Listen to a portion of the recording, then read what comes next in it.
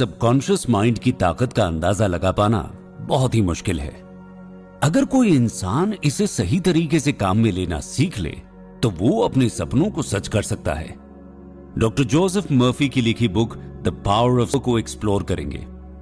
कुल 6 पॉइंट्स की मदद से मन की ताकत को इफेक्टिवली यूज करने के बारे में सीखेंगे। पहला, सबकॉन्शियस माइंड हमेशा सजेशंस देता है जिनका उपयोग करके आप लाइफ को बदल सकते हैं। क्या आपको याद है जब आपने पहली बार बाइक चलाना सीखा, तब आपने कितने फोकस के साथ उसकी हर एक एक्टिविटी को समझा था।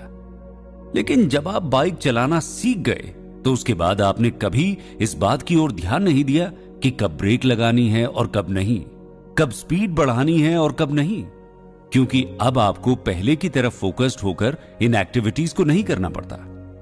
यही वजह है कि आज ये सारे काम ऑटोमेटिकली हो जाते हैं। ऐसा कॉन्शियस और सबकॉन्शियस माइंड के एक साथ काम करने के कारण होता है।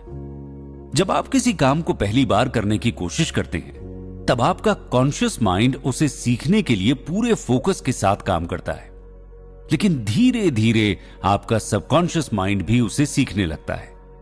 जब आपका सबकॉन्शियस माइंड उस काम को समझ लेता है तब आपका वो काम बिना फोकस के ही इजीली हो जाता है।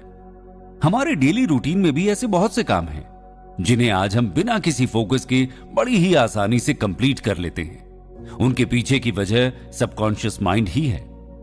इस तरह हम ये समझ सकते हैं कि हमारा सबकॉन्शियस माइंड कितना ज्यादा पावरफुल है। इंसान अपने पॉजिटिव थॉट्स को रिपीट करके सबकॉन्शियस माइंड के पावर का यूज कर सकता है और अपनी लाइफ को बेटर कर सकता है। चलिए इसे एक एग्जाम्पल से समझते हैं।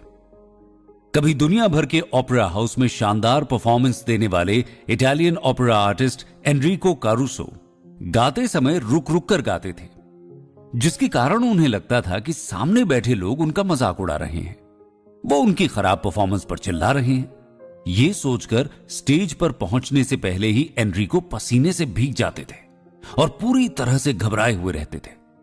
लेकिन उन्होंने अपने सबकॉन्शियस माइंड को अपने डर पर काबू पाने के लिए समझाना शुरू किया। एनरिको हर दिन इसकी प्रैक्टिस करते थे।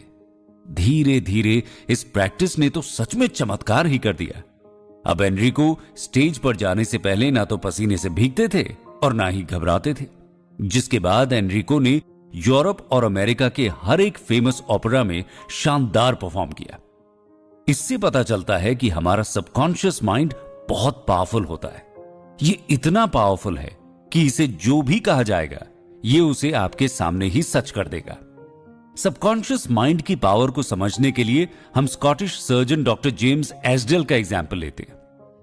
डॉक्टर जेम्स ने 1843 से लेकर 1846 तक करीब 400 ऑपरेशन किए थे, लेकिन इन ऑपरेशंस की सबसे मजेदार बात यह थी कि उस समय तक एनेस्थीसिया की खोज ही नहीं हुई थी और सभी ऑपरेशंस एनेस्थीसिया के बिना ही किए गए थे। लेकिन फिर भी उनके द्वारा किए गए ऑपरेशन की डेथ रेट बहुत ही कम यानी 2 से 3% तक ही थी। यह सब सबकॉन्शियस माइंड की पावर के कारण ही संभव हुआ। डॉक्टर जेम्स अपने मरीजों को हिप्नोटिकली सजेस्ट करते थे कि ऑपरेशन करने से उन्हें इंफेक्शन नहीं होगा। देखा जाए तो डॉक्टर जेम्स अपने मरीजों के सबकॉन्शियस माइंड को यह समझाने के लिए ट्रेंड करते थे कि उन्हें इंफेक्शन नहीं हो सकता, और सच में ऐसा ही हुआ। डॉक्टर जेम्स के कहने पर पेशेंट के सबकॉन्शियस माइंड ने इंफेक्शन के खिलाफ काम करना शुरू कर दिया। इस थॉट के चलते पेशेंट की बॉडी में एंटीबॉडीज बन गई और उन्हें कभी इंफेक्शन ही नहीं हुआ।